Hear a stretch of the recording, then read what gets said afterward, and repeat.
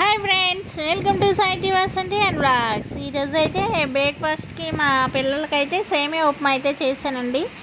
సేమియా ఉప్మా నేనైతే ముందుగా సేమియా అయితే నెయ్యి వేసుకొని ముందుగా వేపేసి పక్కన పెట్టేసుకుంటానండి. వేపితే కొంచెం పొలిగా బాగుంటుంది.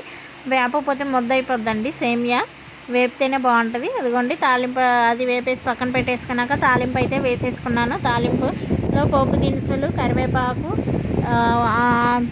ఉల్లిపాయ, ఎండుమిర్చి అయితే వేసుకున్నాను. ఇంకా శనగగుండ్లు అవి అయితే వేసుకోవచ్చు, కానీ అవన్నీ వేస్తే మా పిల్లలు తినరు.